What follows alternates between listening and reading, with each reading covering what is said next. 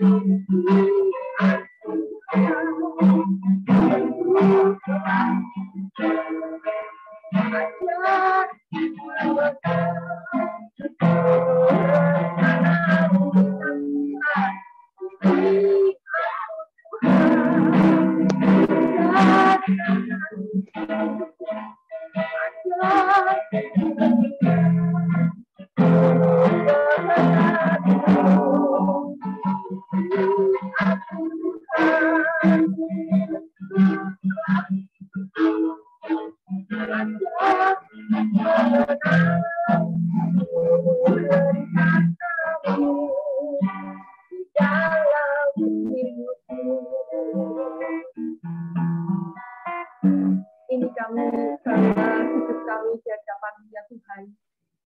Bawalah kami sebagai bejana ya Tuhan, yang setia menurut kehendak-Mu ya Tuhan. Bawalah kami Tuhan, bentuk hidup kami, supaya kami mengenal setiap rencana-Mu dalam hidup kami. Berikan kami roh ketaatan, roh dengar-dengaran akan firman-Mu. Bahkan Tuhan, kami rindu, kami bawa hati kami, jadikan hati kami lembut untuk siap menerima firman-Mu. Terima kasih Bapak, berkati hamba-Mu, Bapak Pastor Barnabas, yang sebentar akan menyampaikan kebenaran firman-Mu. Urapi lidah bibirnya dalam pikirannya, pakai Tuhan hamba-Mu ini menjadi saluran berkat surgawi buat kami. Berkati setiap kami yang mengikuti Zoom malam hari ini. Terpujilah nama-Mu Tuhan Yesus, kekal selama-lamanya. Kami serahkan Tuhan sepenuhnya, ruangan hati kami, pikiran kami, jiwa kami sepenuhnya, untuk Roh Kudus hadir dan melawat kami lewat pemberitaan firman Tuhan. Di dalam nama Tuhan Yesus, kami berdoa, kami siap menerima firman Tuhan, kami siap untuk berdiskusi, sharing satu dengan yang lain. Terima kasih Bapa. Di dalam Tuhan Yesus kami berdoa, haleluya. Amin. Shalom.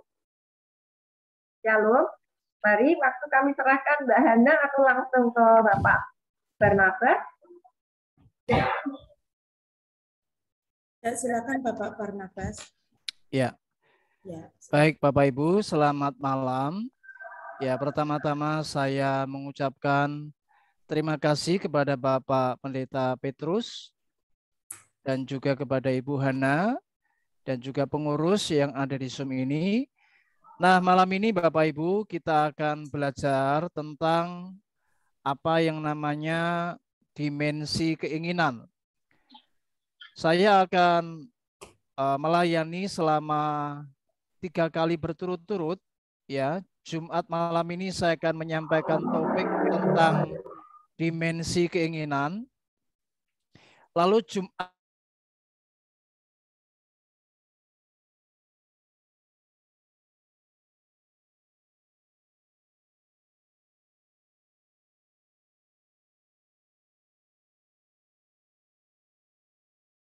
uraikan tentang macam-macam keinginan.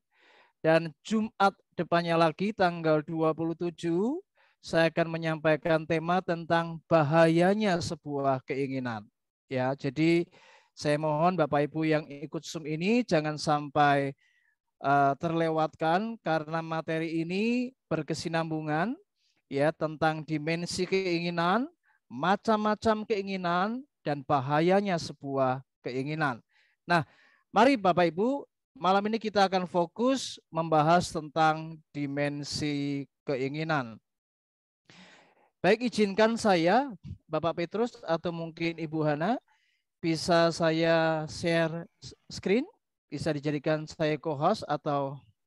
Bapak sudah jadi host. Sudah? Oke, terima kasih. Baik Bapak Ibu, sebentar saya akan share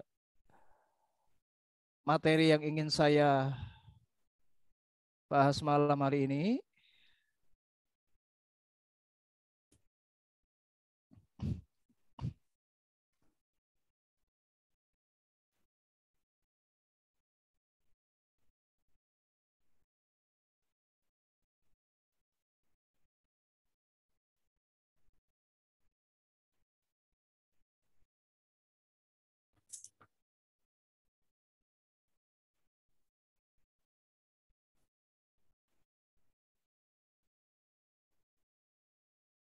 Halo?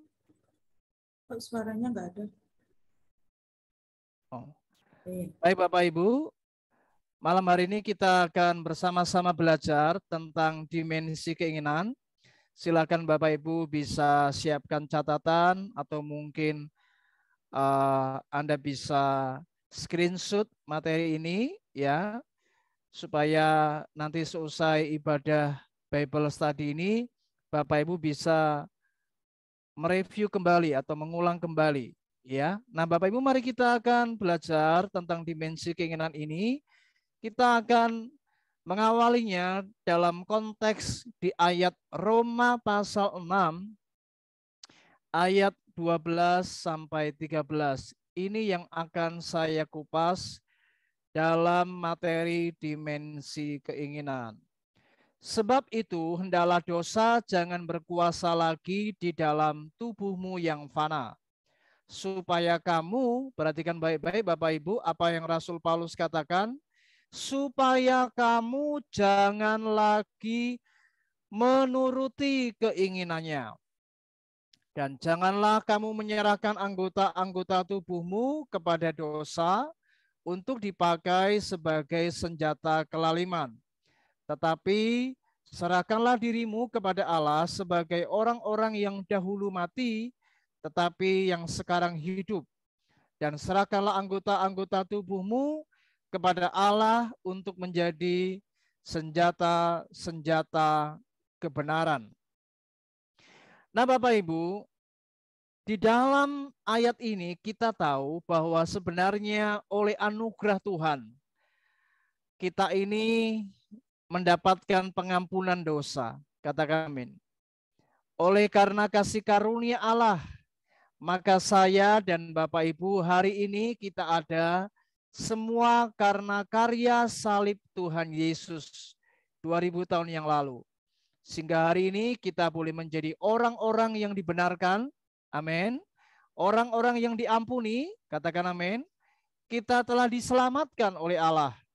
Dan kita boleh menjadi anak-anak Bapa, anak-anak kerajaan Allah. Nah, oleh sebab itu, Rasul Paulus memberikan sebuah nasihat. Dikatakan, hendaklah dosa jangan berkuasa lagi di dalam tubuhmu yang fana, supaya kamu jangan lagi menuruti keinginannya. Jadi ada satu nasihat, ada satu himbauan. Ketika kita sudah di dalam Kristus Bapak Ibu, kita harus benar-benar menyadari bahwa di dalam kehidupan kita, kita ini tidak terlepas dengan apa yang namanya pergumulan melawan apa yang namanya keinginan. Dan keinginan inilah yang akan kita bahas malam hari ini. Karena memang ketika kita mengikut Kristus, ketika kita sudah mengenal Kristus, ketika kita sudah dibaptis, maka kita menjadi manusia yang baru. Tetapi perjuangan kita tetap di dalam sebuah proses. Artinya kita masih harus berjuang Bapak Ibu. Oleh sebab itu kita tidak bisa pungkiri bahwa selama kita hidup di dunia ini, kita sebagai manusia, maka kita masih berjuang, masih terus bergumul, ya, apa yang namanya melawan kedagingan. Dan itu sebabnya malam ini kita akan belajar tentang apa yang namanya keinginan ini. Dan kata keinginan yang dipakai di dalam ayat ini dipakai kata epitumia, artinya keinginan yang kuat, Bapak Ibu. Bahkan keinginan ini lebih mengarah kepada sebuah hasrat yang sebenarnya terlarang. Anda perhatikan kata-kata Paulus ini. Bagaimana Paulus menyinggung, Paulus menekankan bahwa kita tidak boleh menuruti keinginan tersebut. Artinya mari kita harus sadar hari ini, kata keinginan ini ternyata adalah sesuatu yang mengarah kepada sebuah hasrat yang sebenarnya terlarang. Jadi ini benar-benar serius, Bapak Ibu. Itu sebabnya mari pada malam hari ini kita harus benar-benar sadar bahwa di dalam kehidupan kita sebagai orang-orang percaya, tidak seorang pun manusia, saya katakan, kita orang-orang yang sudah di dalam Kristus, kita masih harus terus berjuang melawan apa yang namanya keinginan ini. Bukankah ini yang harus menjadi sebuah pergumulan bagi kita pada malam hari ini? Setiap hari kita mau tidak mau berjuang untuk melawan, untuk berusaha, ya, bagaimana kita ini menghadapi apa yang namanya keinginan ini. Dan di dalam Yakobus pasal 1 ayat 14 sampai 15 dikatakan firman Tuhan bagaimana tiap-tiap orang dicobai oleh keinginannya sendiri karena ia diseret dan dipikat olehnya. Dan apabila keinginan itu telah dibuai, ia melahirkan dosa. Dan apabila dosa itu sudah matang, ia melahirkan maut. Di dalam terjemahan bahasa Indonesia sehari-hari, kita coba melihat, dikatakan tetapi orang tergoda kalau ia ditarik dan dipikat oleh keinginannya sendiri yang jahat. Kemudian kalau keinginan yang jahat itu dituruti, perhatikan kalau keinginan yang jahat itu dituruti, ya jadi kita harus paham malam hari ini, saya sudah jelaskan tadi, kata keinginan atau epitumia itu adalah sesuatu yang dimensinya mengarah kepada apa yang tidak baik, apa yang jahat. Dan jikalau keinginan itu dituruti, perhatikan baik-baik, maka lahirlah dosa. Jadi ketika keinginan itu dituruti, ditindaklanjuti, ditanggapi Bapak Ibu, maka akan berlanjut kepada yaitu lahirlah dosa. Dan kalau dosa itu sudah matang, maka akibatnya ialah maut atau akibatnya adalah kematian. Ya, kata maut itu artinya kematian yang bersifat kekal. Artinya terpisah daripada Allah. Itu arti kata maut. Itu sebabnya di dalam Yakobus 1 ayat 13 dikatakan, apabila seorang dicobai, janganlah ia berkata, pencobaan ini datang dari Allah. Sebab Allah tidak dapat dicobai oleh yang jahat. Dan Allah sendiri tidak mencobai siapapun. Bapak Ibu, dari ayat-ayat ini, saya ingin menjelaskan bagaimana sebenarnya Allah adalah sumber kebenaran. Katakan amin. Di dalam pribadi Allah tidak ada unsur kejahatan. Katakan amin. Allah tidak pernah menjadi sumber dosa. Allah itu sumber kebenaran. Jadi bagaimana mungkin Allah yang adalah sumber kebenaran itu mencobai kita supaya kita jatuh ke dalam dosa. Jadi Allah tidak pernah mencobai kita, Bapak Ibu. Tetapi kitalah yang dicobai, yaitu oleh keinginan kita sendiri. Keinginan itulah yang menyebabkan kita akhirnya jatuh ke dalam dosa. Itu sebabnya malam hari ini kita akan belajar tentang keinginan ini. Supaya kita sadar bahwa setiap hari kita ini tidak bisa tidak. Kita harus terus bergumul melawan apa yang namanya keinginan ini. Oleh sebab itu, ini bukan masalah yang sepele Bapak Ibu. Karena ini masalah yang serius. Hal ini bukan saja terjadi kepada orang-orang yang belum mengenal Tuhan Bapak Ibu.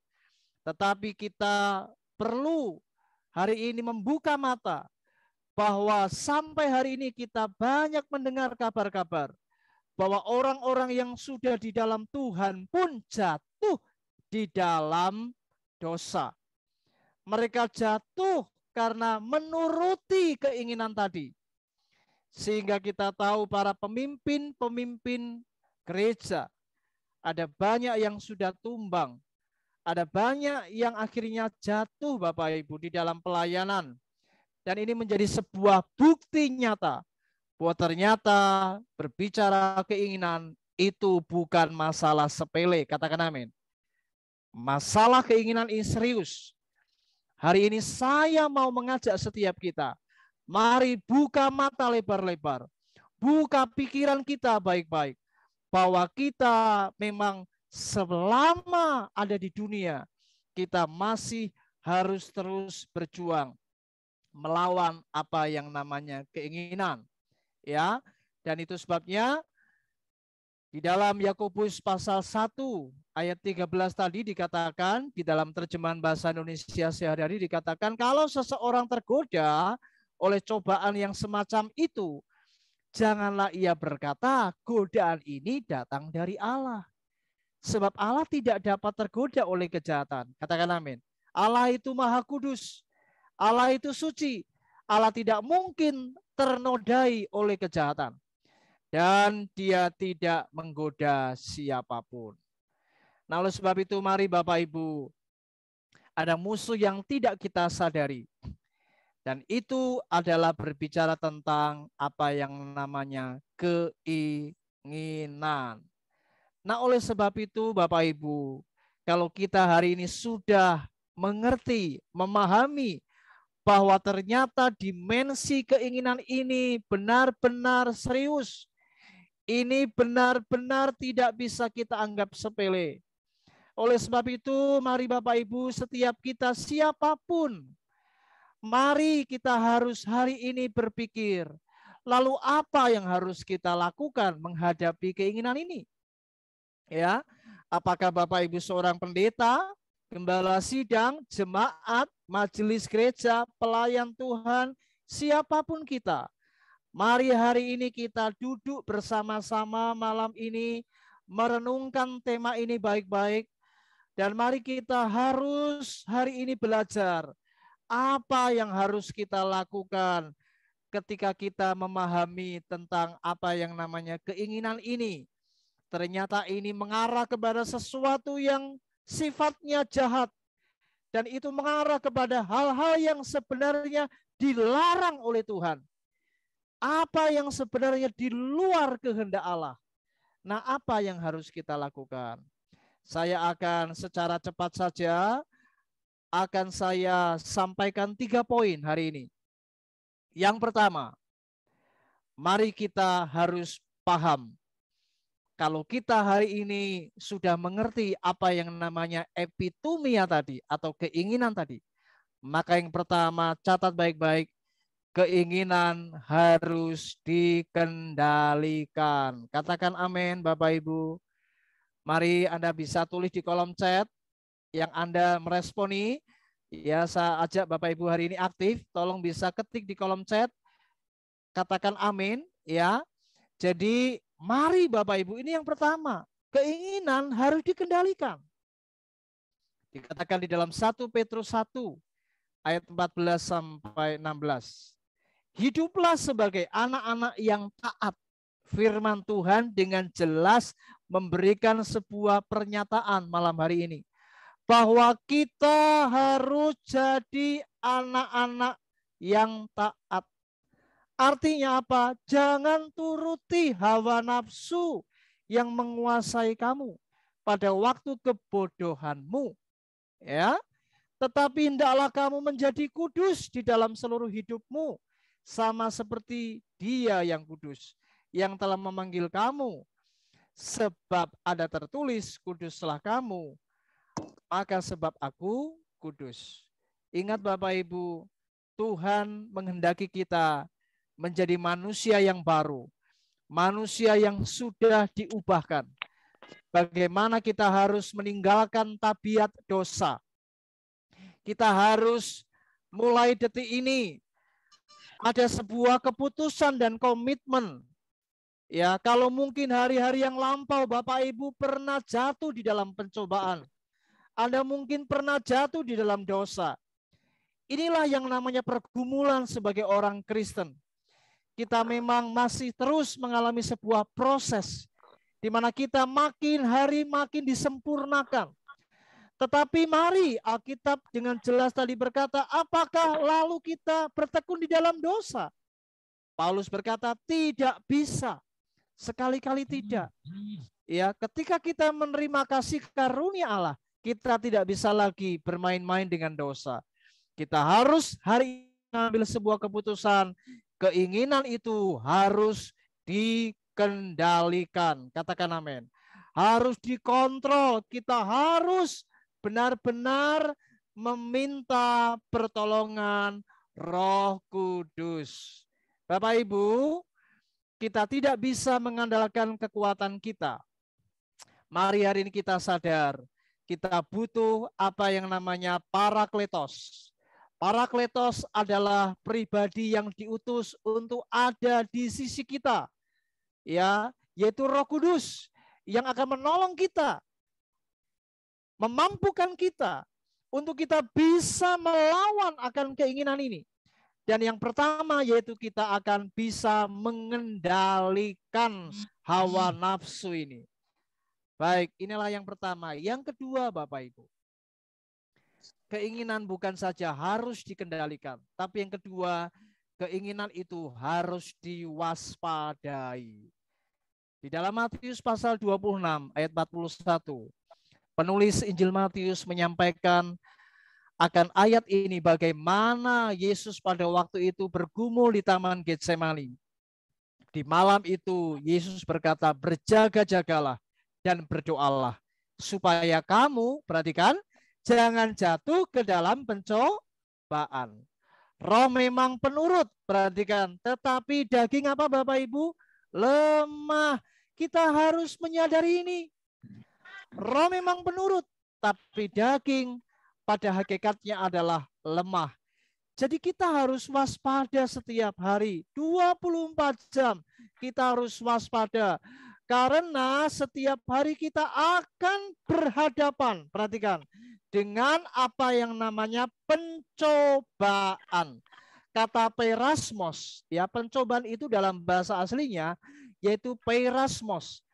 Itu artinya sesuatu yang akan menyeret kita atau menarik kita ke arah yang tidak benar atau ke arah yang tidak baik.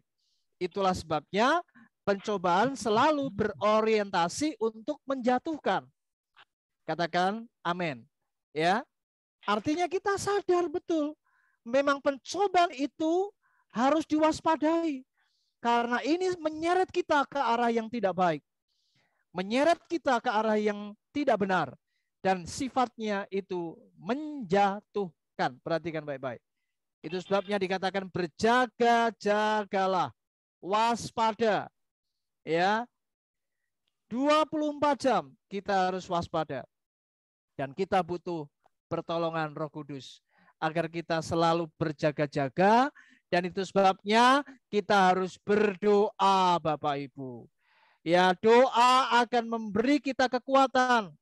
Doa akan membuat kita dekat dengan Tuhan. Dan orang yang dekat dengan Tuhan, saya katakan malam ini, tidak berarti lepas dari pencobaan. Saya ulangi. Orang yang dekat dengan Tuhan tidak berarti hidupnya bebas dari pencobaan. Justru ketika kita berdoa, ketika kita rajin berdoa, maka iblis senantiasa dikatakan di dalam Alkitab 24 jam ia mengaum-ngaum seperti singa. Ya, di dalam surat 1 Petrus, iblis seperti singa yang mengaum-ngaum, Bapak Ibu. Artinya dia siap, dia hendak untuk menjatuhkan dan mencobai di dalam segala pencobaan-pencobaan yang ada. Dan itu sebabnya kita harus waspada. Ya, seperti kalau orang itu siskamling, Bapak Ibu. Saya pernah tugas sebagai petugas siskamling ya di mana saya tinggal ya. Pak Petrus, mungkin Bapak Ibu di sini yang sebagai kaum pria, Pak Yohanes Edi ya, kita pasti pernah jadi petugas siskamling ya. Maka kita diberi tugas untuk 24 jam ya. Malam itu kita harus berjaga-jaga. Kita tidak boleh tidur. Ya, kita akan terus melihat, mengawasi dan berjaga-jaga. Kalau ada kejahatan atau pencuri yang datang di kawasan di mana kita tinggal. Oleh sebab itu rohani kita enggak boleh tertidur. Katakan amin. Rohani kita jangan tidur. Rohani kita harus tetap berjaga-jaga. Doa merupakan salah satu cara di mana kita akan menjaga rohani kita tetap dalam keadaan bangun. Artinya tidak tidur. Halo, halo. Mari Bapak Ibu jangan absen doa. Jangan malas berdoa.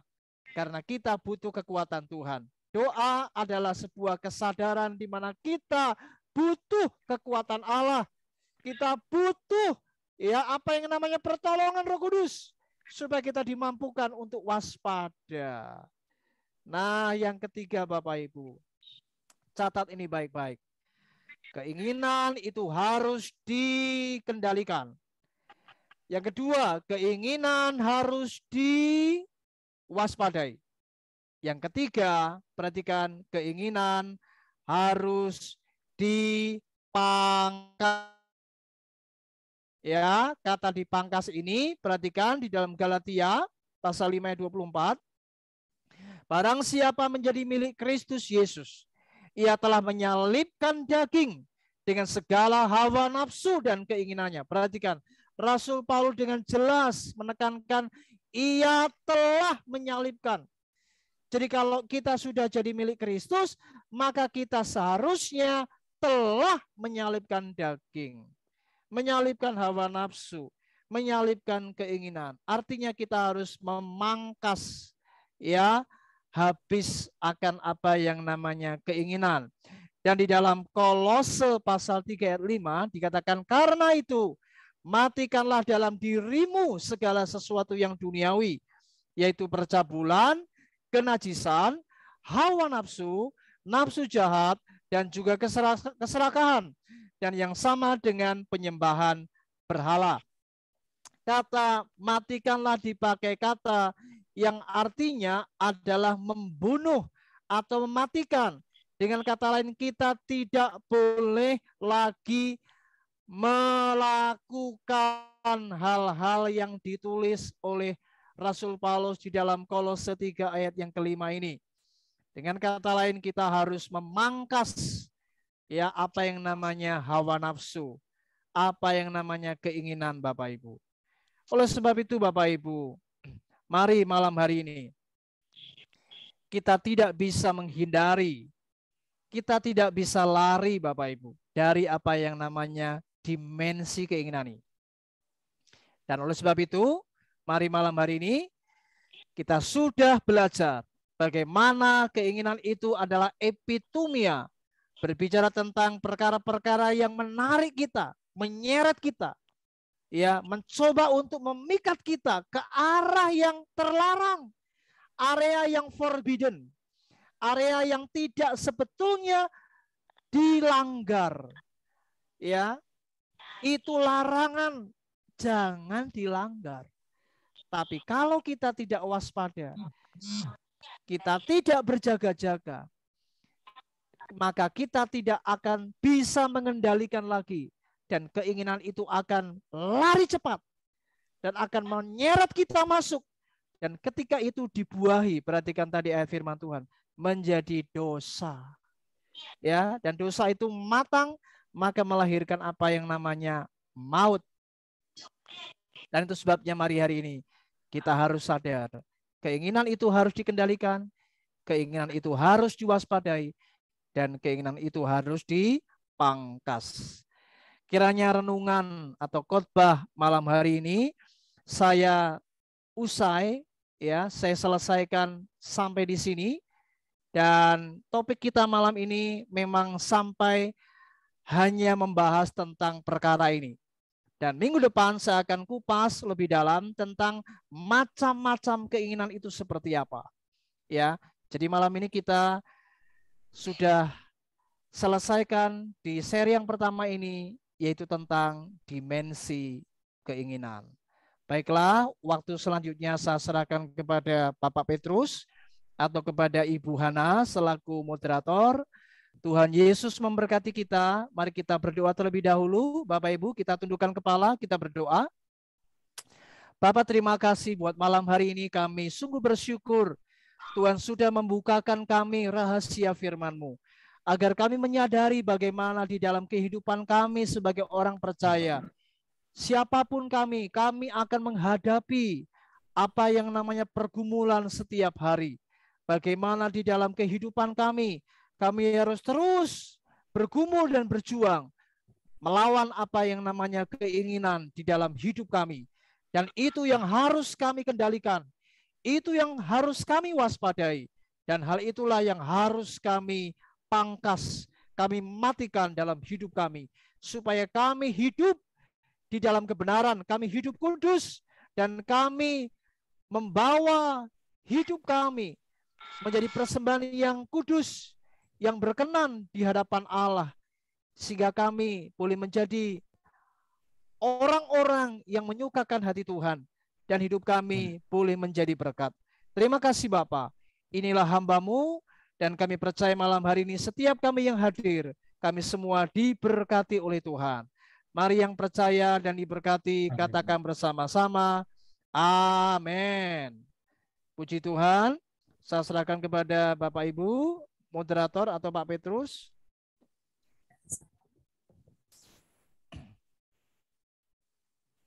Terima kasih Pak Barnabas. Sama-sama. Firman Tuhan yang luar biasa. Kita berbicara tentang dimensi keinginan ya. Yang perlu kita tahu, silakan yang mau bertanya. Oh ya, saya ucapkan selamat datang untuk Neng dari Kalimantan dan Ibu Wanisa Rizka yang hari ini baru masuk pertama kali ya. Silakan kalau ada yang ingin bertanya tentang keinginan, tentang dimensi keinginan. Kalau belum ada, kita membahas tentang keinginan ya, Bapak Barnabas. Saya ingin tanya, manusia tentang keinginan itu terbagi beberapa hal mungkin ya, dari keinginan tubuh atau keinginan roh atau keinginan jiwa. Mungkin yang saya tanyakan tentang keinginan tubuh. Dimensi keinginan tubuh itu menyangkut tentang hal apa ya? Nah, ini sebenarnya kan lebih tepatnya minggu depan. Kita akan membahas tentang macam-macam keinginan, ya.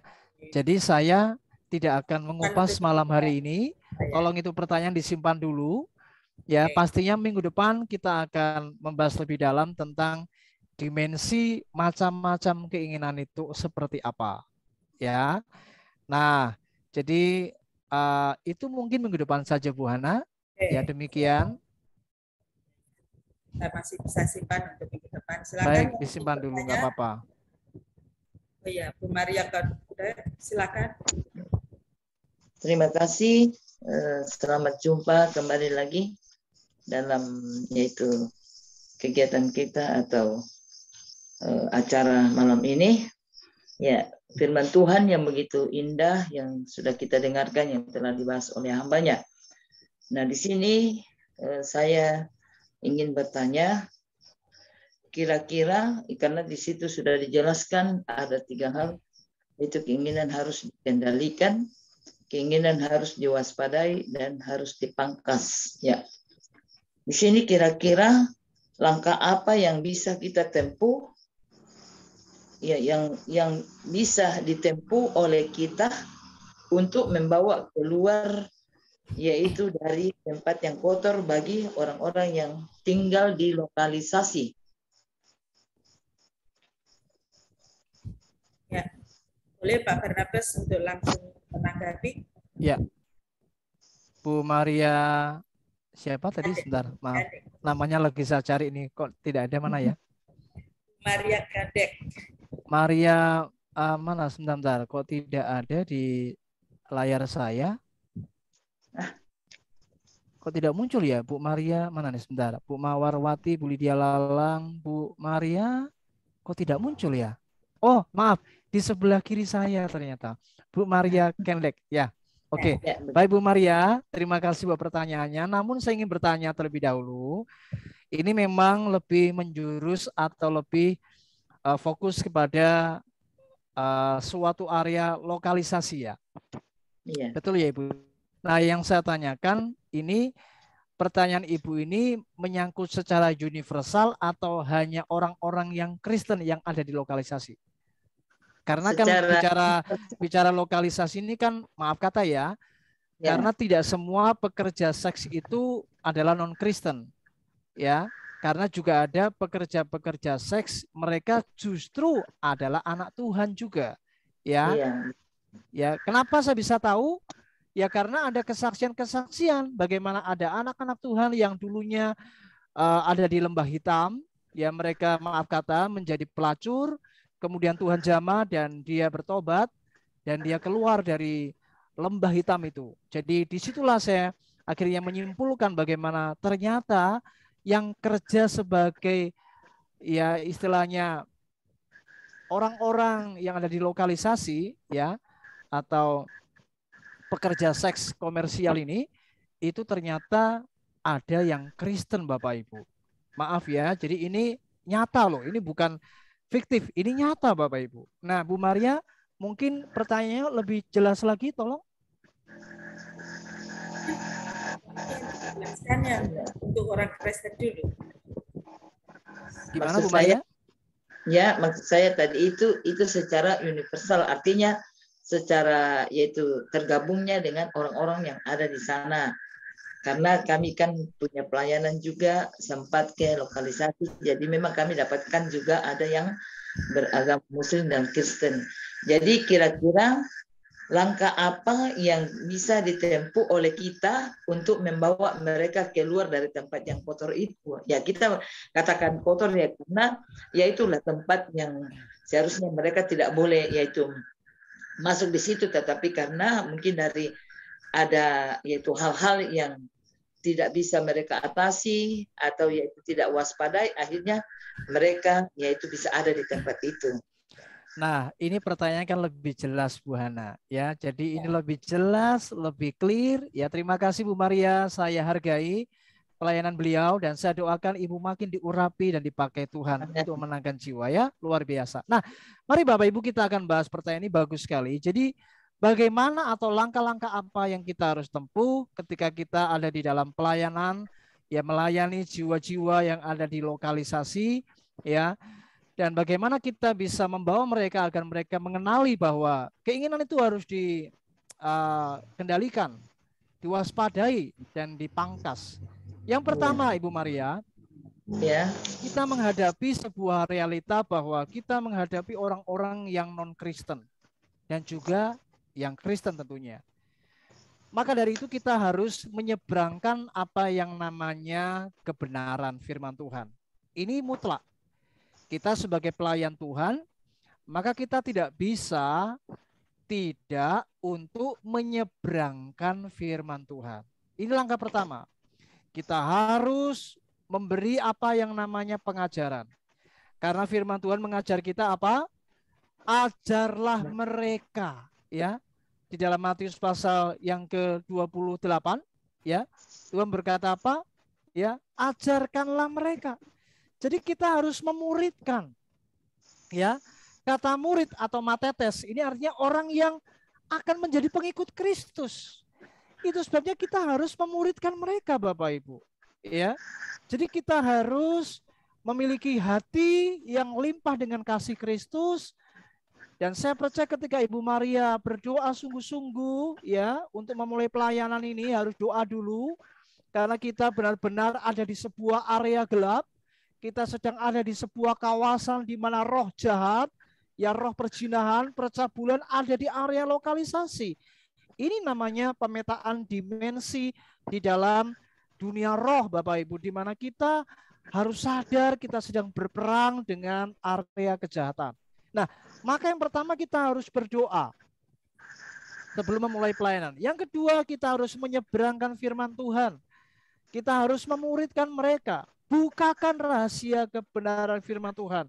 Ya, yaitu salah satunya adalah bagaimana kita harus mengupas apa itu yang namanya dosa. Ya, kata hamartia atau dosa itu artinya sesuatu yang menyimpang dari kebenaran.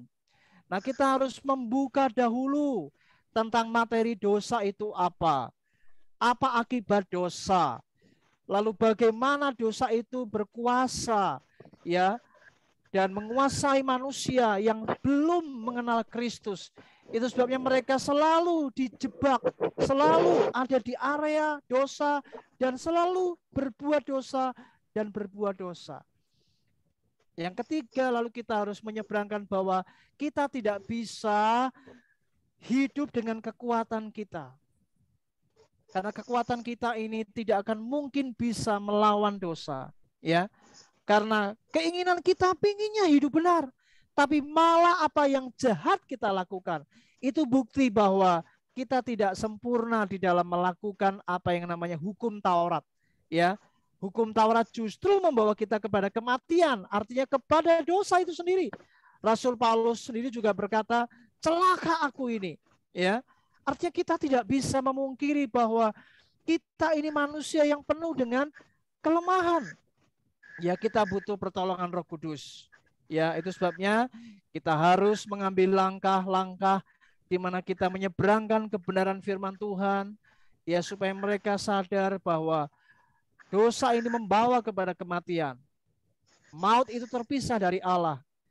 Dan kita berjuang melawan keinginan ini, dan kita tidak bisa pakai kekuatan kita. Kita harus minta pertolongan Roh Kudus. Lalu yang berikutnya kita bawa mereka untuk mengenal Yesus. Karena Yesus adalah jalan keselamatan. Yesus adalah sumber kebenaran.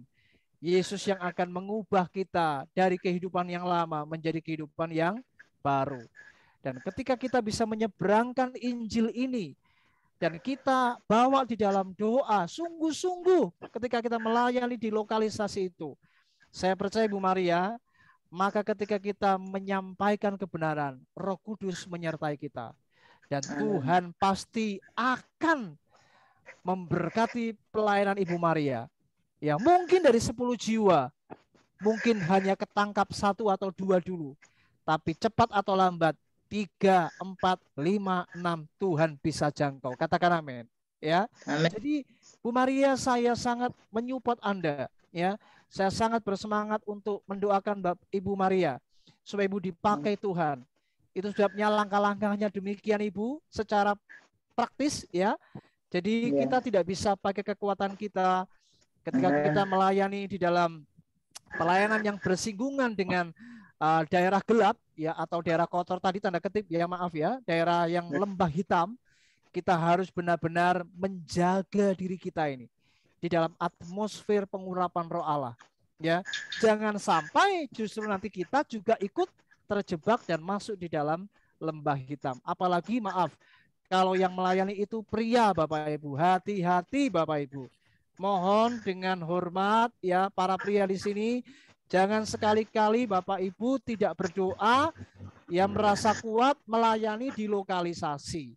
Ya, Apakah Anda pendeta atau tidak, saya tidak peduli. Kita harus doa. Tidak bisa tidak. Kalau perlu puasa, Bapak Ibu. Oh, saya pendeta, Pak. Pasti Tuhan mengurapi saya. Jangan sampai Anda ya mulanya motivasinya benar ya.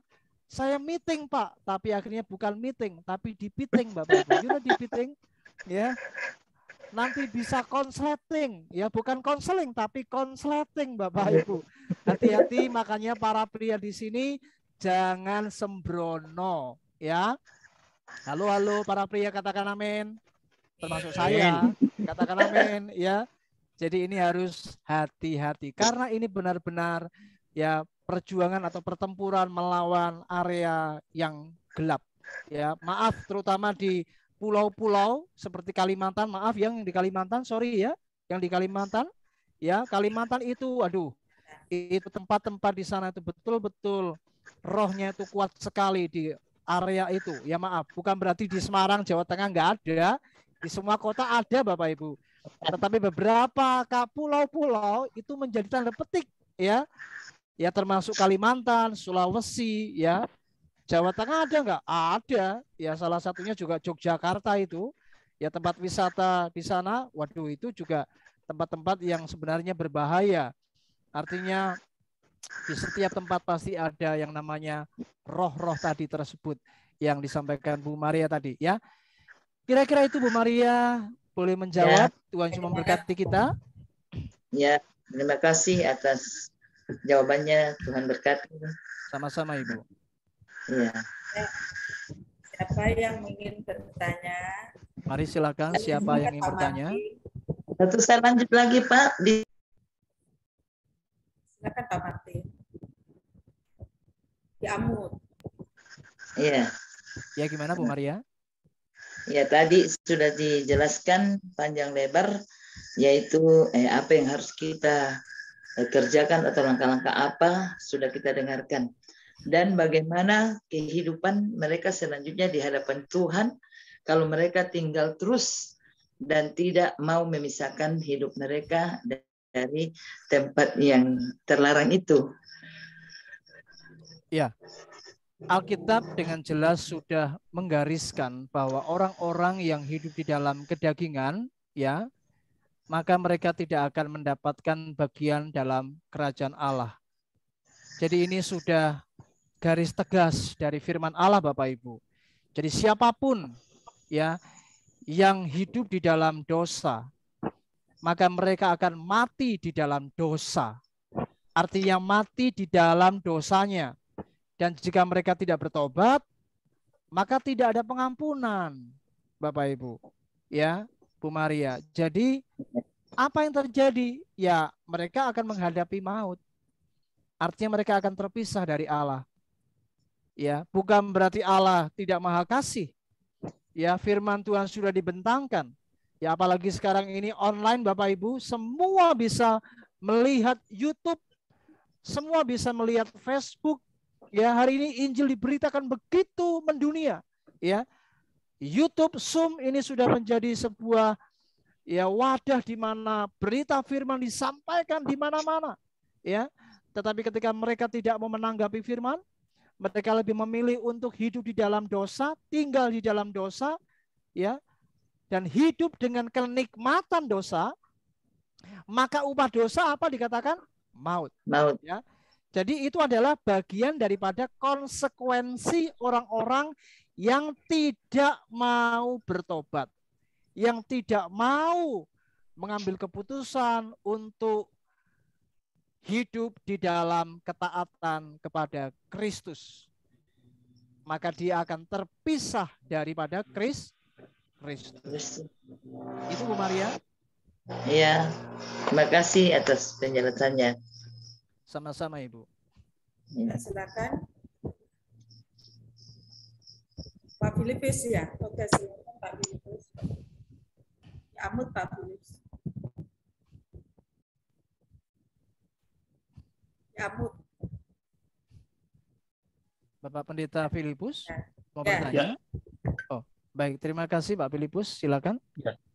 Gini Pak, saya juga nanti mohon penjelasan dari Bapak lagi bab itu tadi Bapak menjelaskan masalah pelayanan di lokalisasi. Iya. Nanti saya mohon Bapak nanti Pak melengkapi, beri penjelasan yang lebih lagi. Biasanya gini Pak, dalam pelayanan di lokalisasi atau istilah kalau menghadapi wanita tunasusila itu, yang memang kita harus tahu latar belakangnya Pak. Kalau memang wanita itu yang berbuat demikian itu karena faktor ekonomi, faktor keadaan itu gampang diatasi Pak. Tapi kalau karakter, wah itu sulit. Ya memang jadi seperti Bapak menjelaskan tadi dengan doa, puasa, suara kudus itu beri kekuatan. Karena saya pernah bertugas dalam penegakan perda Pak di Pemkot Salatiga, itu saya menghadapi orang demikian Pak. Yang pertama saya pernah ketemu ada seorang WTS Pak, memang saya dekati. Dia juga orang Kristen Pak, ternyata dia tuh dalam keadaan masalah kepepet ekonomi Pak, punya anak kecil, suaminya meninggal. Nah, akhirnya dia melakukan itu.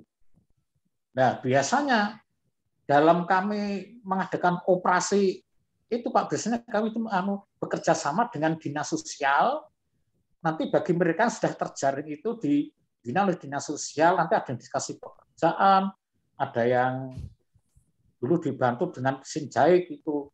Nah, dulu ada seorang wanita penakut itu Pak, tapi yang karena dia berbuat demikian karena faktor kepepet tadi, setelah dia itu ditolong diberi jalan keluar ya jadi orang baik Pak. Itu memang pernah saya dekati sambil rumahnya, Mbak, yang penting Mbak bertobat betul. Ini dinas sosial sudah menyediakan tempat les menjahit. Ya. Kalau bertobat betul-betul Tuhan nanti akan memberkati. Ya benar Pak, akhirnya dia tuh berubah, akhirnya dapat suami Buddha sehingga usianya itu maju. Itu kira-kira sudah 15 tahun yang lalu Pak. Sekarang anak-anak yang kecil sudah besar. Yeah. Tapi yang karena karakter tadi, ketika saya mengadakan operasi yang kedua, itu dia tuh malah ngomongnya nggak baik Pak. Wah, saya penak gini Pak. Kalau saya les jahit itu tidak punya penghasilan apa-apa, ini uangnya banyak. Lah langsung waktu itu saya ngomong tegas Pak. Ya Mbak, sekarang kamu masih baik, tapi 5 tahun lagi kamu nggak dapat apa-apa karena wajahmu berubah. Saya bilang gitu, Mas harus tegas menghadapi ini. Ya benar Pak, ternyata lain wanita yang tidak bertobat tadi, ya 5 tahun kemudian ya sudah berubah karena usahanya bertambah Pak. Tapi yang taat, akhirnya usahanya jahit maju, diberkati Tuhan, begitu Pak. Jadi memang ya gereja dalam pelayanan diakonia itu juga perlu, misalnya jemaat-jemaat yang kepepet demikian ya, kita tolong sehingga nanti mereka itu benar-benar ada solusi yang baik. Tapi kalau yang sudah karakter tadi Pak, wah itu harus didoakan dengan kuasa Tuhan sendiri yang menjamah Pak. Itu jelaskan Pak, itu Pak yang makasih Pak.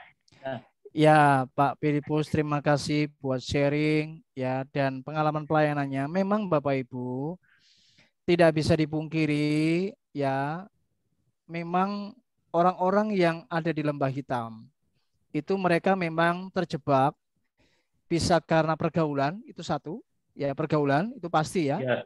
Yang kedua karena tekanan ekonomi. Ya, yang ketiga memang akhirnya mereka memang karena itu dibangun setiap hari kebiasaan-kebiasaan seperti itu, maka kebiasaan itu menjadi karakter. Ya. Dan maka oleh sebab itu tadi Pak Filipus menghadapi kenyataan tadi, ada orang-orang yang kini berkata, "Wah, Pak, enak begini, Pak. Daripada saya jahit, belum tentu penghasilan saya sebanyak saya melayani para pria hidung belang." Ya kan? Nah, memang Bapak Ibu, di dalam pelayanan kita tidak bisa menghindari orang-orang yang demikian, ya. Tapi yang penting di dalam pelayanan kita harus menjaga apa yang namanya kemurnian. Yang penting melayani itu harus didasari oleh kasih Kristus. Karena kasih inilah yang akan membuat kita ya melayani mereka dengan kasih Allah. Ya, jiwa-jiwa itu adalah ladang kita. Jiwa-jiwa itu adalah pelayanan kita. Dan itu sebabnya kita harus benar-benar sungguh-sungguh melayani mereka. Bapak Ibu di Alkitab, bukankah ada beberapa contoh orang-orang yang tadinya mereka adalah pemungut cukai, ya ketika berjumpa dengan Yesus mereka diubah.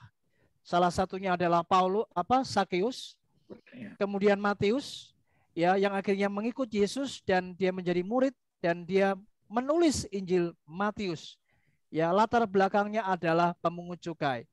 Ya, kalau misalnya hari ini saya tarik, ya bagaimana kita menghadapi orang-orang yang latar belakangnya pelacur, mungkin WTS ya atau wanita tunasusila. Saudara, Anda jangan pernah meremehkan bagaimana kita tidak pernah tahu apa rencana Tuhan. Katakan amin. Karena Tuhan itu punya rencana dalam setiap kehidupan manusia. Ada orang-orang yang memang awalnya buruk, tetapi akhirnya bisa menjadi baik. Katakan amin. Contohnya Paulus. Bukankah Rasul Paulus itu dahulu adalah seorang pembunuh, pembenci kekristenan. Tetapi dia diubah Tuhan dan menjadi rasul dan dipakai Allah luar biasa. Bahkan hari ini tidak ada yang menutup kemungkinan bagaimana orang-orang yang dahulu ada di lembah hitam, ya, entah itu narkoba, pelacur, pembunuh, dia bisa dipakai Tuhan menjadi hamba Allah. Oleh sebab itu mari kita harus melayani mereka dengan kasih, dan memang untuk menghadapi orang-orang yang berkarakter itu Pak Filipus, kita harus betul-betul doa puasa. Tapi kita tidak boleh berputus asa. Saya ulangi, kita harus doa puasa dan jangan berputus asa. Sebab siapa tahu, saya katakan, siapa tahu, mungkin hari ini dia mengeraskan hati, mungkin besok dia belum membuka hati, tapi mungkin hari kedua, ketiga, keempat, kita tidak tahu. Ketika momentum itu terjadi, di mana kairos Allah, ketika kita melayani mereka, maka Tuhan bisa menjamah seperti wanita yang ada di percakapan bagaimana Yesus ya bercakap-cakap dengan wanita Samaria. Ya. Dan akhirnya wanita Samaria itu bertobat dan dia menjadi penginjil pertama loh. Wanita Samaria itu menjadi penginjil pertama di Samaria. Katakan amin. Itu luar biasa. Alkitab memberi contoh-contoh bagaimana tidak ada yang mustahil. Tuhan bisa bekerja. Ya, wanita yang sudah punya 5 suami itu, ya, hidupnya ya penuh dengan dosa. Ya, dia gonta-ganti pasangan, ya. Dan dia dijamah Tuhan, Bapak Ibu. Dan akhirnya wanita Samaria itu menjadi penginjil pertama yang memberitakan Yesus adalah juru selamat. Dan hari itu dia benar-benar berjumpa dengan Sang Mesias. Pak Filipus, saya doakan Tuhan akan mengurapi Anda. Dan tidak ada yang mustahil. Ketika Anda tumpang tangan mendoakan orang-orang di sana, maka siapapun yang berkarakter seperti Bapak sebutkan tadi, ingat, jangan batasi kuasa Tuhan. Katakan amin. Tuhan punya kuasa. Roh Kudus akan menolong kita. Dan tidak ada seorang pun yang bisa melawan kebenaran. Ketika kebenaran itu disampaikan, maka ketika Roh Kudus bekerja, maka orang-orang yang kita layani dijamah dan bertobat. Katakan amin Pak Filipus. Amin. Amin Pak. Anda yakin? Amin. Ya, nothing impossible with God. Tidak ada yang mustahil bersama Allah. Yang penting kita tulus, kita dengan kasih Kristus, dan kita sungguh-sungguh melayani orang-orang yang ada di dalam kegelapan. Puji Tuhan, demikian jawaban saya, Bu Hana. Ya, silakan. Yang lain mau bertanya. Kalau masalah ini, jujur saya kurang ada pengalaman, jadi saya nggak nyambung, Pak. kurang begitu paham. Oh iya, saya mau saksikan sebentar ya. Bapak Ibu, saya punya pengalaman nih. Saya punya pengalaman Pak Filipus, Bu Maria, ya Pak Petrus. Suatu kali saya ini Bu Hana, pelayanan waktu itu, saya lupa tahun berapa ya. Saya pulang pelayanan tuh malam-malam. Ya di daerah Semarang itu kan ada di itu loh, gereja, gereja GPIB yang di Semarang itu, yang hari ini oleh wali kota dijadikan area wisata. Nah, di gereja Belenduk itulah malam-malam itu pada waktu dulu sebelum Pak Hendy membuat sekarang menjadi lebih bersih, lebih bagus ya. Dulu di sana itu banyak yang namanya waria. You know waria? Banci. Ya kalau siang itu ya wanto, kalau siang wanto, kalau malam wanti Bapak Ibu. You know ya banci ya. Jadi kalau siang itu wanto, malamnya wanti. Nah malam itu saya itu Bapak Ibu aneh, tiba-tiba ada dorongan yang kuat. Ya ini keinginan ya. Tapi keinginan ini hasratnya positif ya. Nah Tuhan bicara ke saya, kamu layani banci yang di ujung gereja itu. Waduh Bapak Ibu jujur, saya ini kan kurus kecil ya, mungil ya toh, tidak pernah ketemu banci yang besar-besar seperti itu pakai rok seksi-seksi. Nah saya diminta Roh Kudus untuk melayani dia. Apa yang terjadi Bapak Filipus? Malam itu karena itu memang Tuhan bicara, saya taat. Nah saya pernah punya pengalaman diberitahu oleh teman-teman dulu. Pak Barnabas, you kalau ketemu banci jangan panggil namanya, jangan panggil Mas begitu. Nanti dia marah. Jadi kalau ketemu banci manggilnya harus Mbak gitu ya. Selamat malam Mbak. Jadi untuk mengawali pembukaan menyapanya itu begitu. Nah lalu kemudian apa Pak Petrus yang lakukan? Saya menyapa dia dengan bahasa Mbak Susi, saya bilang gitu. Ya. Kan namanya Susi. Dia bilang, halo Mas malam, nama saya Susi. Dia bilang gitu. Ya malam Mbak Susi. Saya mengawali pembicaraan. Jujur saya berdoa Pak Filipus. Tuhan tolong saya, tolong saya. Loh, saya kan tidak pernah ketemu waria. Itu pertama kali saya melayani waria. Apa yang terjadi Bapak Ibu? Saya dirangkul. You know dirangkul? Dirangkul begini. Saya lihat tangannya itu laki-laki Pak Petrus. Gede, you know gede. Tangannya pria. Saya merinding jujur. Saya bulu kuduk ini berdiri Bapak Ibu. Tuhan tolong kuatkan saya. Apa yang terjadi Bapak Ibu? Malam itu luar biasa Tuhan bekerja. Anda percaya atau tidak? Inilah yang namanya kairos Tuhan. Ketika saya taat melakukan perintah Allah. Malam itu saya sampaikan firman Bu Maria. Lalu tiba-tiba banci itu menangis Bapak Ibu. Tidak tahu. Saya sharing firman. Dia sharing kehidupannya Pak Filipus. Lalu saya katakan, Mbak Susi, kalau Mbak Susi begini terus, nanti akibatnya rugi, saya bilang begitu ya. Susi, rugi. Ruginya apa? Anda ada di dalam jurang maut. Anda akan masuk neraka. Mbak Susi sadar enggak? Pelayanan Anda seperti ini adalah pelayanan menuju kematian. Ya dia cerita, iya Pak. Saya kalau malam itu saya dipukul banyak pria, dia bilang begitu. Saya kalau melayani pria-pria saya dianiaya, dipukul dan sebagainya. Dan apa yang terjadi Bapak Ibu? Ketika saya membentangkan firman Tuhan, dia menangis dan dia minta didoakan. Dan puji Tuhan malam itu saya tumpang tangan Pak Petrus, saya doakan waria itu, dan dia menangis. Dan saya bilang begini Pak Filipus, Mbak Susi tolong hari ini Anda jangan Susi lagi, Anda harus menjadi Susanto, katakan amin. Jadi Anda Susanto bukan Susi lagi. Saya bilang begitu, ya Pak saya mau jadi Susanto aja, jangan jadi Susi lagi ya. Susanto saya bilang gitu. Anda harus kerja jadi apa?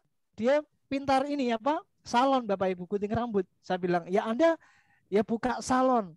Nah, ternyata Bapak Ibu saya kaget Pak Petrus. Saya ini pendeta nggak punya uang 10 juta loh Pak Petrus. Saya ini di tabungan. Waria itu punya tabungan Bu Maria 10 juta. Dia ngaku sama saya, "Pak, saya tuh punya tabungan 10 juta loh, Pak." Waduh, kaget saya.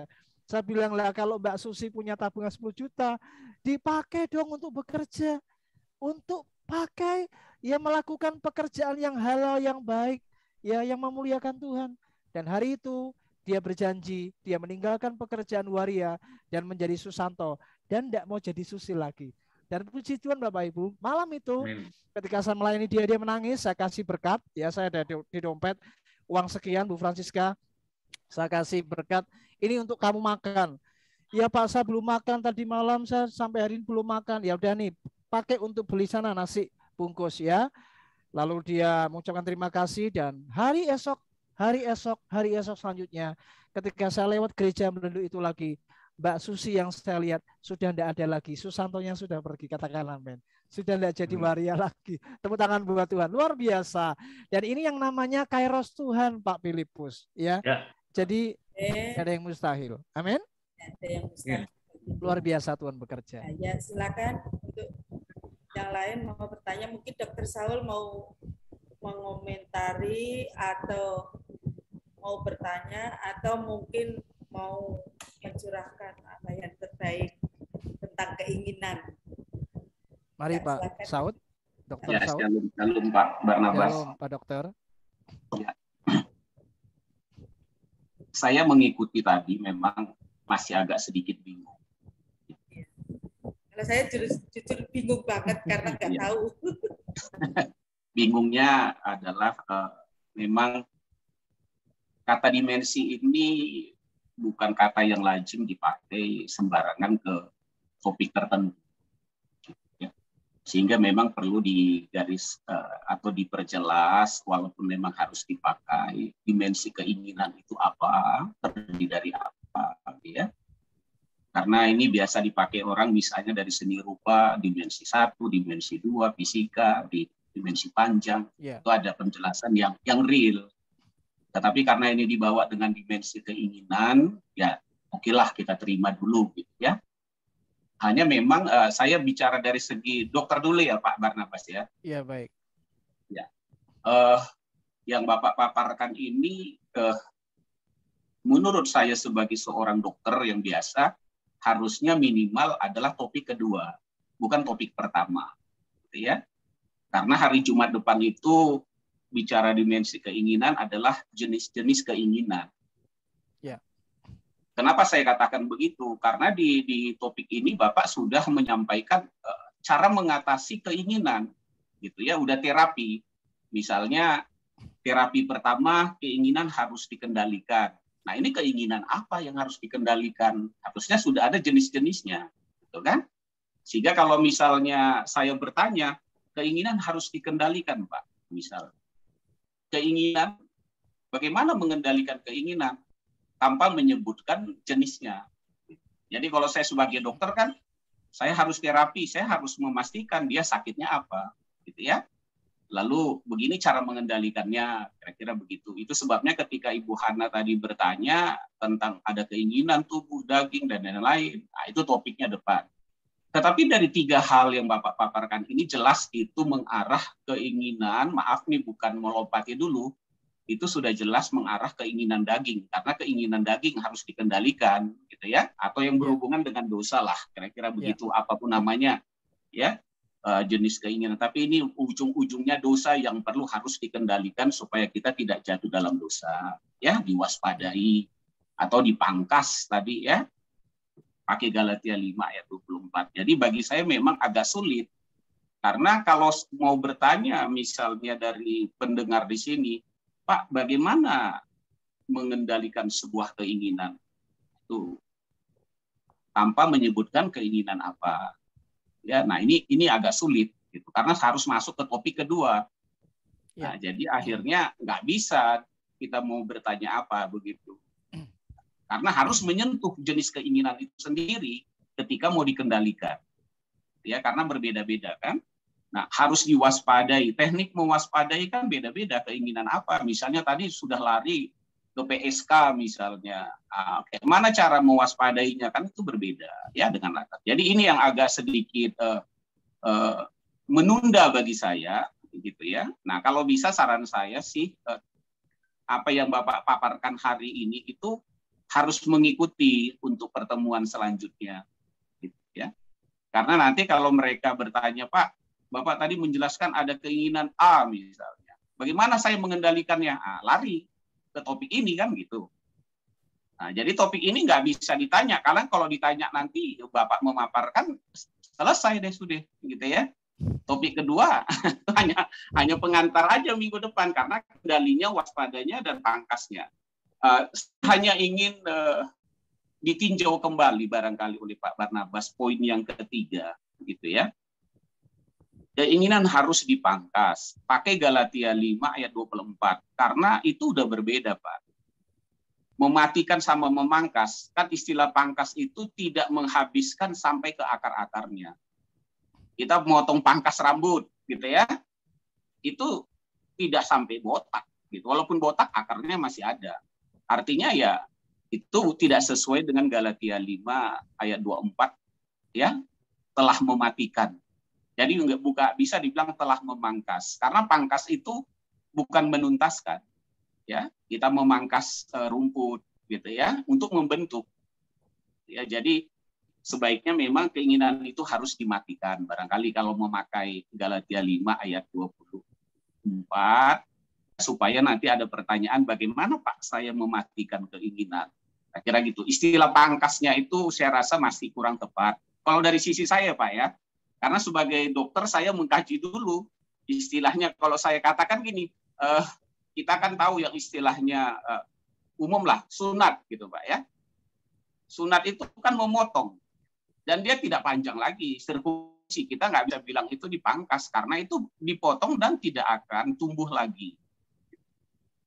Artinya begitu. Jadi yang dipangkas ini selalu tumbuh lagi, gitu ya. Karena kita laki-laki paling sering tuh sebulan sekali atau 2 bulan sekali pergi pangkas ya. Istilah bahasanya umum tuh pangkas potong rambut lah, ya. Dia tidak dicabut Pak, istilahnya begitu, tidak dihentikan. Nah itu pandangan dari saya. Nanti silakan Pak Barnabas memakai kalimat itu boleh, tapi saya tergelitik saja karena memang bisa menjadi diskusi yang cukup seru gitu nanti, ya. Pak, kalau saya pangkas Pak, terus timbul lagi katanya, gitu ya, kan masih ada nih. Nah, gitu loh. Jadi tetap aja jatuh dalam dosa, saya rasa begitu. Itu dari sisi yang ingin tadi saya dengar, kiranya memang ini bagi saya memang ini sudah terapinya, tapi sayangnya penyakitnya tidak disebut, ya karena jenis penyakitnya itu minggu depan. Kira-kira seperti itu. Padahal sebenarnya sangat menarik kalau ada tadi Ibu Priska di chatnya itu bertanya, Pak, bagaimana mengendalikannya? Nah, gitu ya. Itu kan pertanyaan yang sangat seru, gitu ya. Mengendalikannya bagaimana? Gitu.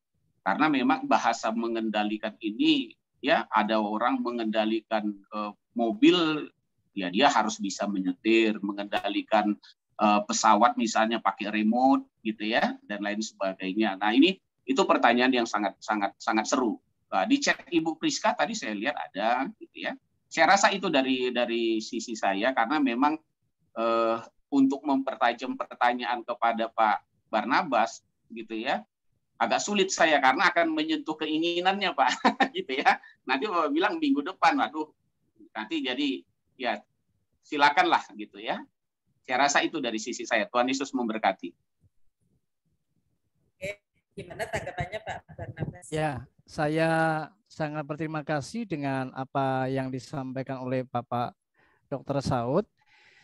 Jadi memang saya tidak menempatkan seri yang kedua ya tentang macam-macam keinginan ini di topik hari ini atau yang pertama. Ya, memang saya akan menjelaskan dulu tentang apa itu keinginan. Mungkin kata dimensi memang itu mencakup sesuatu yang lebih luas ya dan harus diuraikan ya, dan memang itu lebih tepat kepada seri kedua ya, dimensi keinginan itu seperti apa macam-macamnya ya. Dan memang saya tempatkan hari ini ya mungkin lebih tepatnya kita akan belajar tentang apa itu keinginan ya hari ini, dan besok minggu depan kita belajar dimensinya seperti apa. Nah, supaya apa? Supaya malam hari ini Bapak Ibu mengerti dulu ya tentang apa itu keinginan, itu maksud saya Pak Saud. Nah, macam-macamnya memang minggu depan. Kenapa saya taruh yang kedua? Supaya Bapak Ibu mengikuti kembali ya. Ada suatu rasa untuk ingin lebih belajar lagi apa sih macam-macamnya. Nah, nanti itu akan berkorelasi ya. Jadi saya mohon maaf Pak Saud, memang saya penempatannya begitu supaya lebih bisa menarik untuk orang lebih ingin tahu di seri kedua besok itu apa begitu. Nah, yang kedua lalu mengenai kata pangkas, memang kalau dari sisi kata pangkas itu memang pasti akan tumbuh rambut, tumbuh ya rumput kembali kan, habis dipotong itu kan rumputnya tumbuh ya. Nah, mungkin penempatan kata saya terima kasih buat koreksinya. Saya akan ganti dengan kata dimatikan. Itu akan lebih tepat ya, karena memang sesuai dengan kata di kitab Kolose itu kan tadi matikanlah ya segala keinginan ya. Jadi saya akan ganti nomor 3 ya, jadi keinginan itu harus dikendalikan, yang kedua diwaspadai, Yang ketiga, keinginan harus dimatikan. Itu tidak bisa tidak.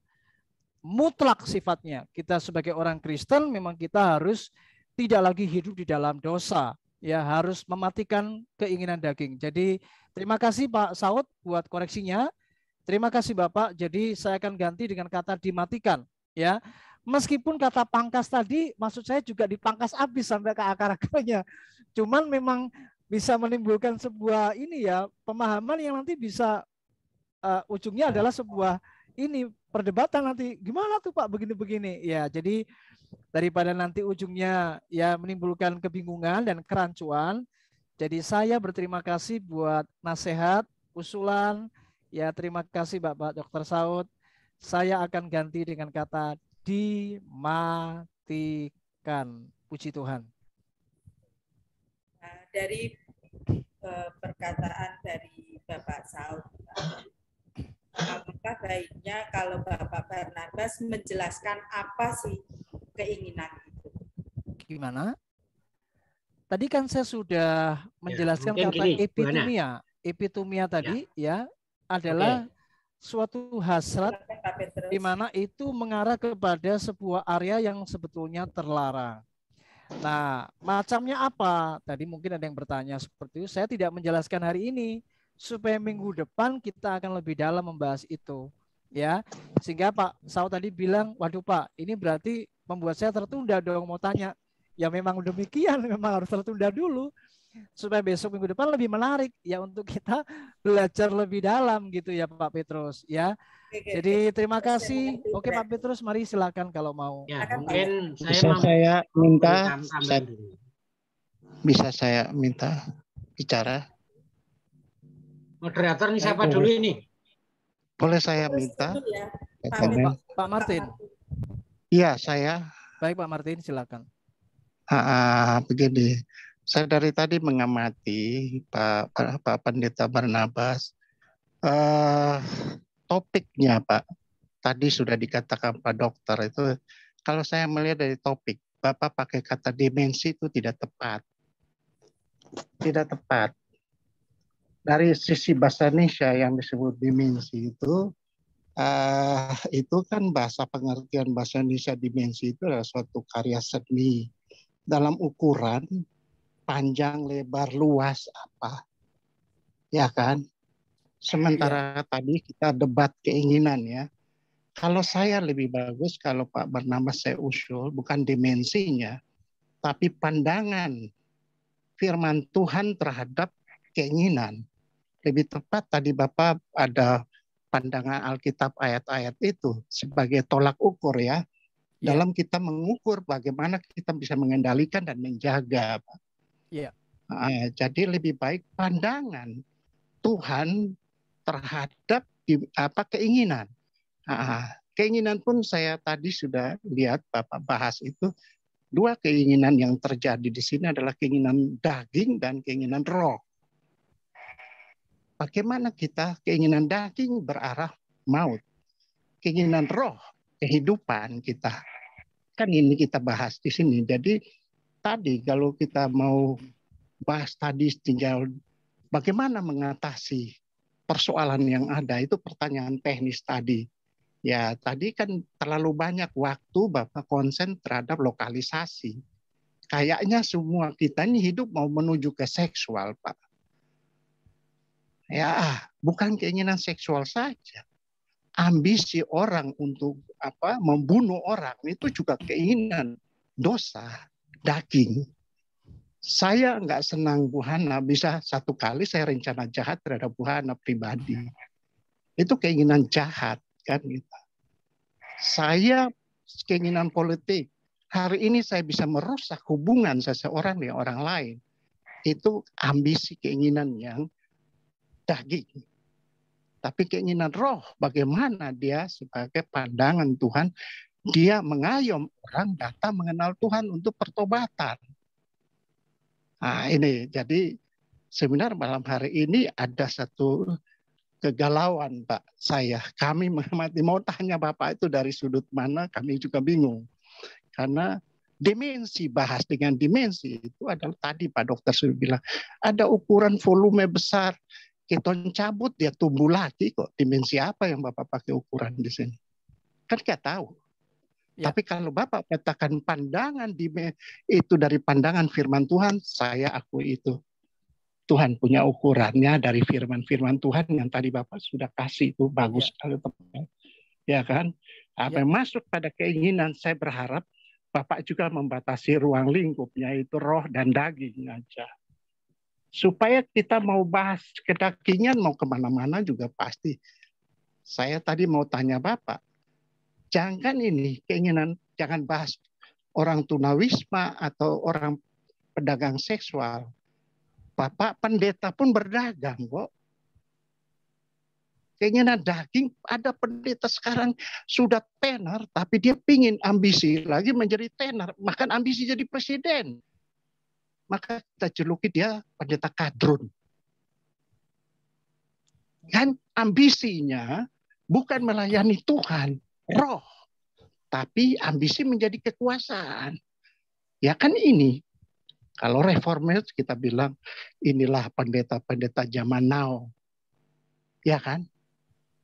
Dia bukan melayani keinginan roh, tapi dia melayani keinginan daging. Supaya orang melihat dia hebat. Ternyata dia menuju satu persangkaan buruk. Ambisi, ambivalent. Kan ini terjebak dalam pemikiran Pak. Ya. Tetapi kalau Bapak masuk dalam keinginan roh, pendeta harus memiliki itu supaya jemaat makan dalam kekudusan hidupnya. Kira-kira itu saja saya arahkan Pak. Terima kasih Pak Pendeta. Selamat malam. Ya, mari Pak Petrus mungkin mau tambahin dulu, silakan. Oke, silakan. Ya, terima kasih Pak. Sebenarnya malam hari ini itu kan kita berbicara tentang keinginan sebenarnya. Jadi malam ini kita masuk ke dalam pengertian keinginan itu apa, tadi sudah dijelaskan. Cuman karena kita belum membatasi, tadi sehingga ada pertanyaan-pertanyaan yang masuk, itu harusnya masuk materi kedua. Tapi sudah langsung diberikan jawaban. Nah ini yang perlu moderator untuk selektif. Jadi memberi batasan-batasan dalam pertanyaan-pertanyaan yang disampaikan, supaya kita berurutan. Mohon maaf Pak Petrus, karena materinya, saya juga tadi mempelajari tentang keinginan ini, tetapi memang materinya saya kurang paham dari Pak Barnabas, jujur yang pertama, karena keinginan ini ya saya yang saya pelajari kan konkret semuanya. Ya terus terang Pak Barnabas, saya juga mempelajari 2 hari ini, saya mempelajari apa. Gini Mbak Ana, maksud saya gini, nggak usah menjelaskan dulu. Maksud saya gini, jadi supaya kita tertata dan berurutan, malam hari ini kita akan membahas tentang pengertian keinginan dulu. Ya, tadi dimensi keinginan, tadi kan gambaran. Itu nanti sebenarnya itu masuk seperti disampaikan Pak Saud, itu nanti masuk materi yang kedua. Tadi sudah dijelaskan Pak Barnabas menjelaskan apa itu keinginan. Ya, memang keinginan itu kan umum. Ya, jadi universal. Jadi tadi Pak Martin juga sudah menyampaikan, kita harus memberikan batasan. Jadi karena ini pengertian umum, secara umum, apa itu pengertian? Apalagi kalau kita dilihat dari pandangan firman Tuhan. Nah ini sudah ada pembatasan. Lebih fokus lagi. Ya. Jadi maksud saya, nanti di sesi kedua, atau minggu depan, materi yang kedua itu akan lebih hangat lagi. Karena apa? Pertanyaan-pertanyaan yang masuk nanti itu sudah mulai disampaikan. Ya, jadi makanya kita malam hari ini, saya terima kasih ada beberapa Mbak Puan yang memberikan masukan kepada beliau Bapak Barnabas untuk ada kata-kata yang perlu diluruskan ya supaya tidak menimbulkan pandangan yang berbeda kan gitu. Ya. Kalau pangkas, kata pangkas itu kan nanti kalau sudah dipangkas tumbuh lagi, pangkas tumbuh lagi. Beda dengan potong. Potong itu pun itu juga nanti akan tumbuh lagi. Kalau dibiarkan. Tapi kalau dimatikan atau dicabut, itu nggak akan tumbuh. Nah, makanya ini perlu, ya, ini pentingnya buat kita semua kita berdiskusi di sini, supaya apa? Supaya kita semua yang ada ini benar-benar mendapatkan pencerahan dan kita benar-benar diberkati, sehingga nanti di saat kita masuk dalam terjun ke pelayanan, kita akan memahami, oh, kalau ini masalah seperti ini, langkah saya ini yang harus kita buat. Ya, jadi ini PR buat kita semuanya. Jadi ini kebetulan ada beberapa hamba Tuhan yang luar biasa, Pak Barnabas, ada Pak Dr. Saud, ada Pak Martin Manungga, ini pengacara. Jadi ya mereka memahami semuanya. Nah ini justru ini kesempatan buat kita untuk kita dalam tataran yang kita buat ini. Ya memang tadi temanya dimensi keinginan. Ya dimensi itu sebenarnya sudah mengarah ke jenis atau bentuk. Ya, itu kan arahnya nanti ke sana. Ya, tetapi mari kita mau belajar bersama-sama. Kalau memang itu nanti pertanyaan untuk materi yang kedua, mohon moderator untuk dipending. Oke, pertanyaan ini nanti kita sampaikan di materi yang kedua. Ya, supaya apa? Supaya nanti bisa mengenal semua. Ya. Dan nanti baru yang ketiga itu, itulah langkah-langkah tindakan yang harus kita buat. Bagaimana cara mengatasi? Itu kan nanti di ketiga itu. Ya, jadi ada pengertiannya, ada bentuk, ada jenisnya, baru ada caranya, langkahnya seperti apa. Nah ini nanti yang akan kita buat. Ya kita nanti supaya dari beliau Bapak Barnabas nanti bisa mempersiapkan dengan baik dan kita sama-sama nanti berdiskusi. Jadi kita tidak akan saling menyalahkan di sini, tetapi kita saling berbagi. Ya, jadi bagaimana supaya diskusi kita itu nanti bisa hidup, menarik, dan kita semua diberkati. Mungkin itu saja tambahan saya. Makasih, Pak. Ya, jadi saya berterima kasih buat Pak Martin, ya, dan juga Bapak Saud. Jadi saya mohon maaf kepada semua hadirin Zoom ini. Tema saya malam ini memang agak kurang tepat sebetulnya. Jadi mungkin itu lebih tepatnya di seri kedua, ya. Jadi mungkin lebih baik malam ini adalah pandangan Alkitab tentang apa yang namanya keinginan, ya. Jadi ya pandangan Alkitab tentang apa yang namanya keinginan. Jadi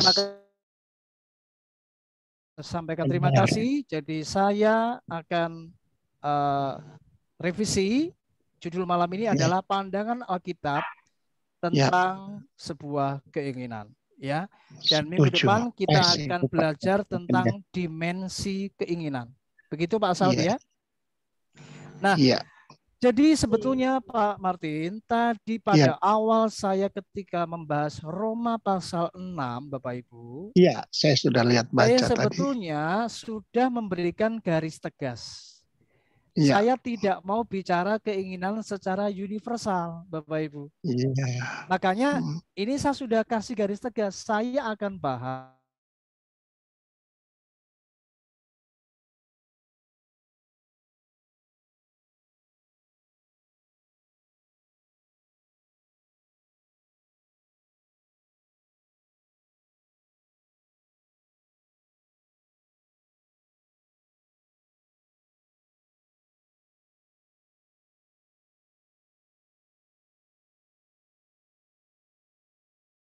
kita bersama, ya, kupas minggu depan, ya. Nah, makanya saya akan kasih pandangan dulu, ya. Memang judulnya sudah sebetulnya salah ini. Harusnya pandangan Alkitab tentang sebuah keinginan, ya, Pak Saud, ya. Jadi ini akan lebih tidak rancu, ya. Dan memang hari ini kita membahas tentang tadi pengertian keinginan itu dulu. Nah, saya sudah garis bawahi tentang apa yang namanya keinginan yang mengarah kepada hal yang terlarang. Jadi ini bukan keinginan yang di dalam roh, itu sudah pasti. Jadi ini lebih mengarah kepada keinginan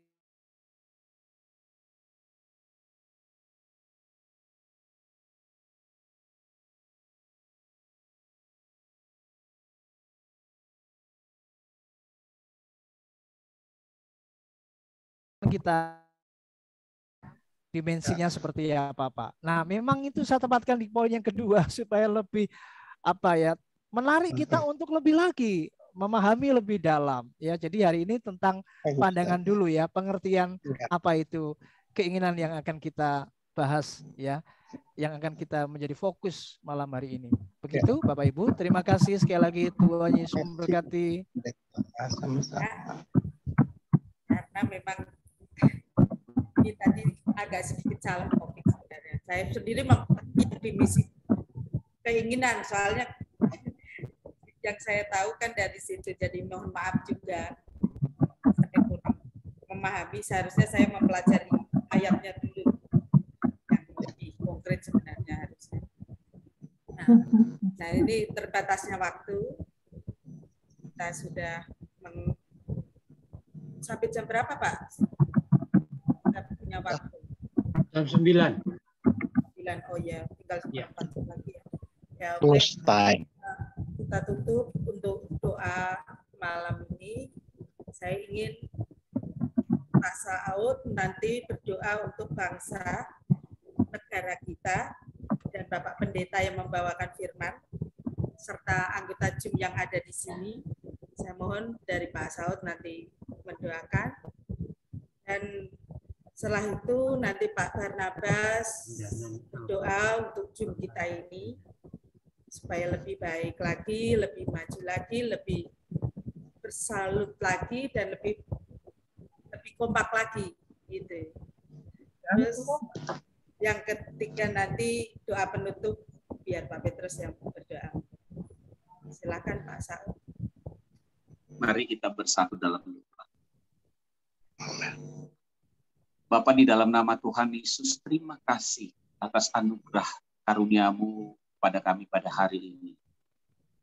Kami telah mendengar sebagian daripada firman-Mu, bagaimana agar kami lebih mengetahui tentang keinginan yang ada di dalam kehidupan kami, sehingga kami juga dapat melakukan kendali, mewaspadai, dan mematikannya jika keinginan itu tidak sesuai dengan kehendak Tuhan. Karena kami tahu, jika kami melakukannya, nama Tuhan dipermuliakan di dalam kehidupan kami. Amin. Dan kami berdampak positif bagi orang-orang di sekitar kami. Baik itu di dalam rumah tangga kami, dalam dunia kerja kami, pelayanan, dan kemanapun kami pergi. Kami memberikan dampak yang positif, menjadi garam dan terang. Bapak, terima kasih. Berkatilah hamba-Mu, Pak Pendeta Barnabas, yang telah Engkau pakai sebagai penyambung lidah-Mu, menyampaikan pesan bagi kami.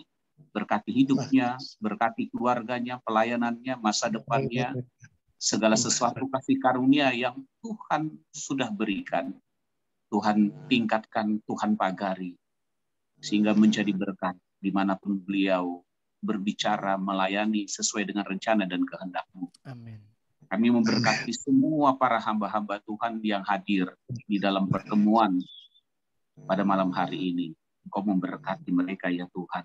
Sekalipun kami tidak menyebut satu persatu, tapi Engkau tahu. Biarlah tangan kasih-Mu senantiasa memberkati dan mengurapi mereka. Termasuk juga hamba-Mu. Di dalam nama Tuhan Yesus. Kami serahkan semua peserta partisipan yang hadir.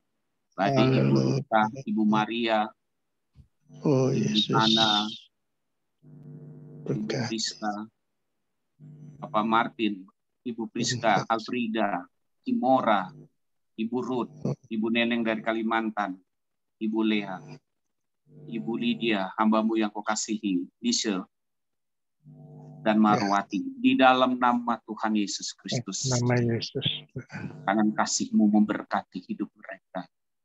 Amin. Segala doa dan permohonan yang mereka naikkan ke hadapan-Mu sesuai dengan kebutuhan hidup mereka, kondisi situasi yang sedang mereka jalani dan yang akan mereka lakukan sesuai dengan rencana Tuhan. Kami memberkati, kami sepakat Tuhan mengabulkannya di dalam nama Tuhan Yesus Kristus. Agar sukacita mereka menjadi sukacita kami dalam damai sejahtera-Mu. Khususnya Ibu Marwati kami serahkan ke dalam tangan Tuhan. Amin. Tuhan memulihkan daerah tulang-tulang belakangnya yang telah mengalami masalah.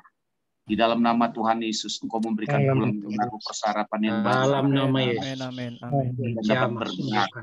Di dalam nama Tuhan Yesus Kristus, Roh Kudus Engkau yang ada di dalam hidupnya, di dalam dirinya. Demikianlah firman Tuhan. Oleh bilur-bilur Tuhan Yesus, Tuhan sudah menyembuhkan, maka jadilah sembuh.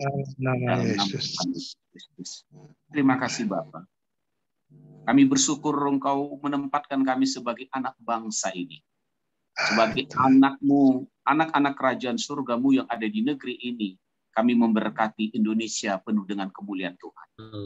Kami memberkati Bapak Presiden kami yang tercinta. Oh Yesus. Haleluya Tuhan. Engkau lindungi, Engkau jaga, berikan hikmat paripat pada Bapak Jokowi di dalam nama Tuhan Yesus. Sehingga apa yang menjadi kehendak-Mu bagi Indonesia dapat ditegakkan, dapat diluruskan. Dengan berlandaskan Pancasila, NKRI harga mati. Indonesia adalah bagi kemuliaan nama-Mu. Begitu juga Wakil Presiden Maruf Amin di dalam nama Tuhan Yesus.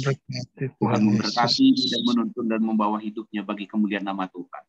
Seluruh para menteri, para gubernur, wali kota, bupati, camat, lurah, kepala desa, RW, RT, kepala lorong dalam nama Tuhan Yesus.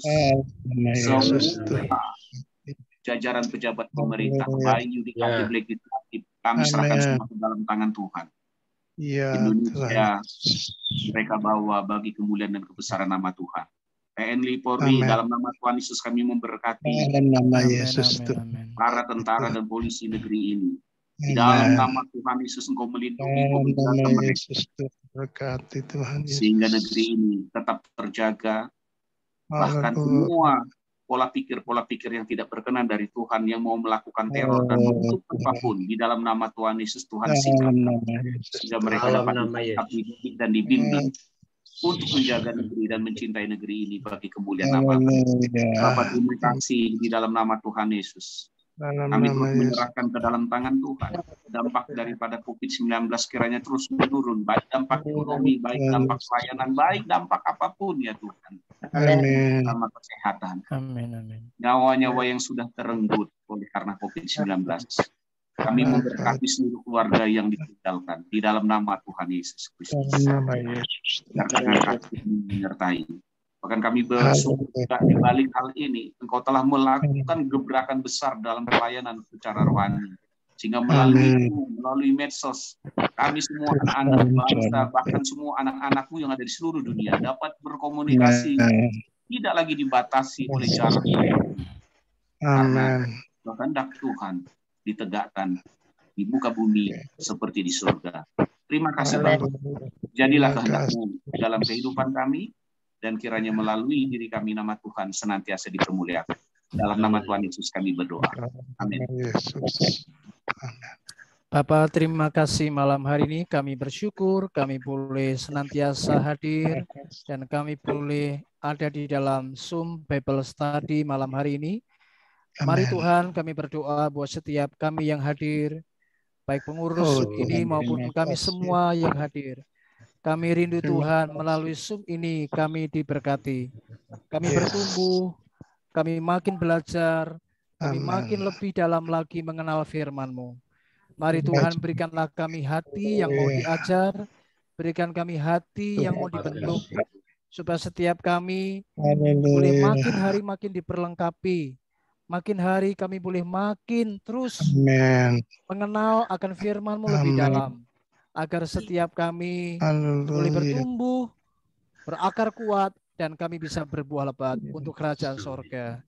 Mari Tuhan, berkati semua peserta Zoom, agar setiap kami boleh saling mendukung, saling menguatkan, saling melengkapi, saling menasehati. Dan kami percaya melalui Zoom ini, kami semua makin hari makin diberkati. Biarlah tidak ada seorang pun di antara kami yang merasa lebih hebat atau lebih tinggi. Tapi biarlah setiap kami boleh semakin hari, boleh semakin menyadari bahwa kami semua masih harus terus belajar akan firman Tuhan. Supaya kami makin terus menjadi berkat dan nama Tuhan dipermuliakan. Terima kasih buat semua peserta malam hari ini. Kami percaya kami semua diberkati malam hari ini. Dan kami menyerahkan semua jalan Zoom pada malam hari ini. Tuhan berkati kami semua. Terima kasih. Terima kasih Tuhan Yesus. Tuhan tolong. Terima kasih. Ya, benar.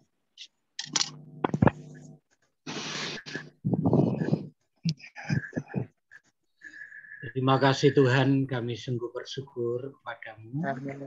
Buat malam yang ini Tuhan boleh menolong, memimpin pada Zoom kami dari awal, pertengahan sampai berakhirnya boleh berjalan dengan baik. Ya, Tuhan. Kami ucap syukur atas pimpinan dan penyertaan-Mu.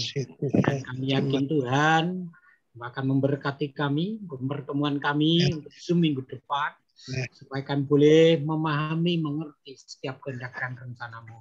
Jadikan kami sebagai alat-Mu, Bapa.